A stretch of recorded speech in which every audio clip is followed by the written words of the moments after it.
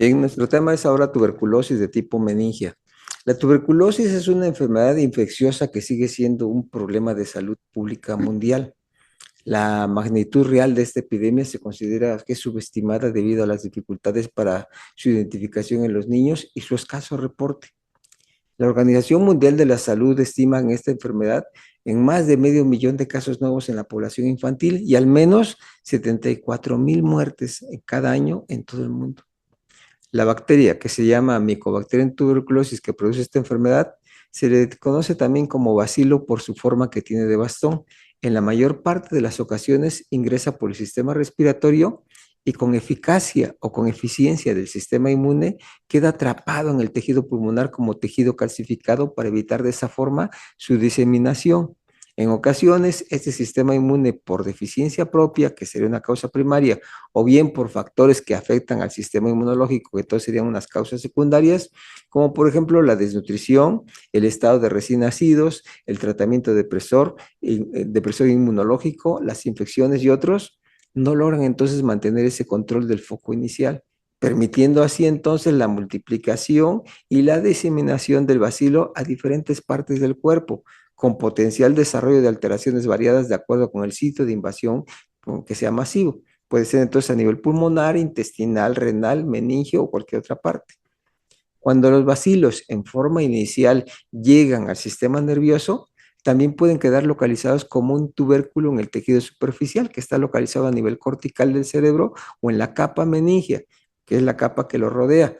Pero a su ruptura va a permitir entonces liberar bacilos y proteínas especiales que van a desencadenar respuestas orgánicas muy dañinas, que es lo que se conoce entonces como tuberculosis meningia, con cambios progresivos expresados por diferente tipo de molestias al paciente, con riesgo en su evolución de condicionar su muerte o bien dejarle muy importantes secuelas.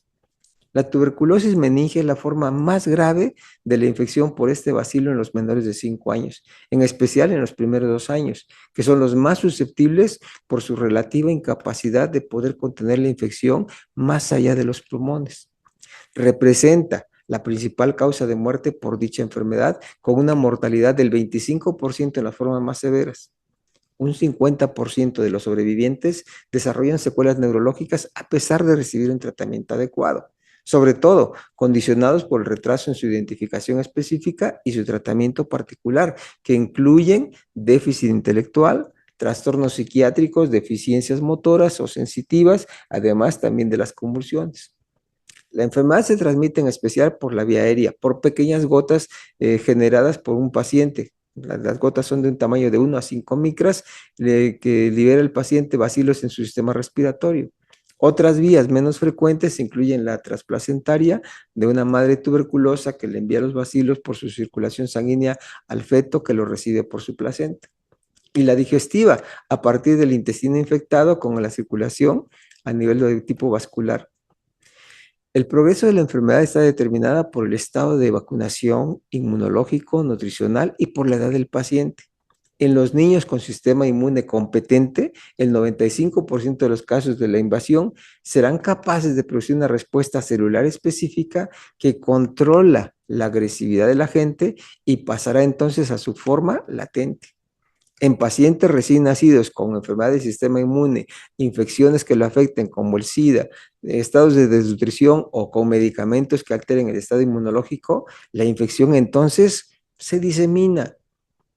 La tuberculosis meningia suele desarrollarse luego de 2 a 6 meses de la llegada del bacilo, muy inusual en los menores de 4 meses, con formación entonces de una lesión blanquecina en la corteza del cerebro o su envoltura, que es la meninge, durante la diseminación por la sangre o el sistema linfático de la infección primaria, generando entonces una respuesta inflamatoria al romperse esta contención. La inflamación afecta en forma predominante la parte baja del cerebro, las estructuras bajas posteriores, el tallo cerebral y el cerebelo, alterando la configuración y la función de los nervios craneales que por ahí tienen su origen y tienen sus trayectorias, además de poder bloquear el flujo del líquido interno, que es el líquido cefalorraquídeo. Al alterar también las condiciones de los trayectos vasculares, pueden entonces también generar cambios en la irrigación sanguínea de algunas partes cerebrales específicas. Y con todas esas alteraciones que están generando, definen sus daños, definen la mortalidad y establecen también sus secuelas. Los datos para sospechar el desarrollo de esta enfermedad incluyen dolor de cabeza en intensidad variable, generalmente constante, fiebre y vómitos y alteraciones variadas de su reactividad con tendencia a la somnolencia, confusión, el estupor o al coma. Estas alteraciones también son frecuentes de presentarse en los cuadros de meningitis por otras bacterias, pero las características que puede distinguir a la meningitis tuberculosa de las formas bacterianas incluyen presentación subaguda, que en el caso de las formas tuberculosas pueden ir desde una semana a 3 previas desde el inicio de las alteraciones. En cambio, las bacterianas tienen solo una semana de duración su malestar o los síntomas. Las alteraciones neurológicas de sensibilidad o movimientos son más frecuentes en la forma tuberculosa que en las bacterianas. Las alteraciones de la reactividad son, por último, un factor particular de las formas tuberculosas al causar con mayor frecuencia alteraciones de la conciencia, cambios en la personalidad y evolución hacia el estado de coma de una manera más rápida.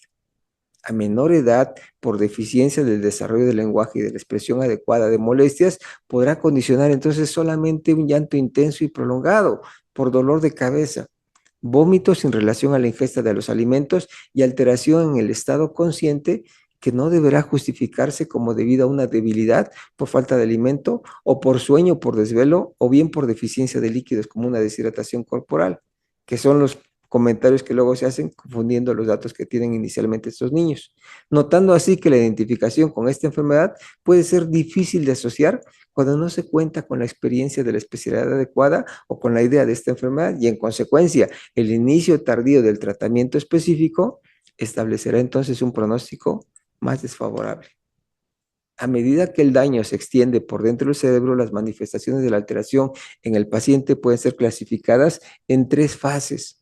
Un periodo previo al inicio de la enfermedad de 1 a 3 semanas incluye malestar general, insidioso, debilitamiento corporal, dolor de cabeza, fiebre de grados bajos y cambios de la personalidad. La fase intermedia asocia hallazgos neurológicos más evidentes como dolor de cabeza que condiciona postración, vómitos, letargia, confusión y signos variados alterados de función de nervios craneales. La última fase ya se le conoce como fase paralítica y se caracteriza por una aceleración rápida de la enfermedad con evolución del estado de confusión hacia el estupor y el coma, convulsiones variadas, deficiencia al control de la mitad corporal, que es una hemiparesia. En la mayoría de los pacientes sin tratamiento, la muerte se presenta dentro de las 5 a 8 semanas desde el inicio. En los pacientes que superan la enfermedad puede presentarse como complicaciones la acumulación de exceso de líquido cerebral por bloqueo en su circulación, que amerita entonces un manejo quirúrgico para colocar un drenaje que evite la acumulación de ese líquido y sus efectos secundarios de presión. Infartos cerebrales también es otra complicación que puede presentarse por compromiso circulatorio a zonas especiales que entonces van a generar limitaciones sensitivas, motoras o de conducta. Pérdida de sal corporal por liberación de la hormona que la controla en su eliminación renal. Ante los datos de alteración, siempre es necesario descartar otras enfermedades que puedan tener manifestaciones parecidas. Así que aparte de sus características de evolución, los estudios de laboratorio e imágenes serán necesarios para definir su tratamiento selectivo para iniciar en forma temprana y de preferencia por un tiempo prolongado. En ese estudio se deberá de incluir al familiar o persona que se haya sido el transmisor de la enfermedad o que se sospeche sea el transmisor de la enfermedad. A menor edad se tratará del familiar con más relación, pero con edades mayores ya deben considerarse personas de sus diferentes ambientes, en la casa, en la escuela y en otros lugares. En la prevención es muy importante la aplicación de la vacuna específica desde la más temprana edad para evitar su desarrollo y también identificar y evitar el contacto con el familiar que se corrobore padezca la enfermedad o sea el portador del bacilo. Es una enfermedad de evolución grave que la vacunación temprana la ha controlado y la controla bastante bien. De ahí la importancia de esta vacuna.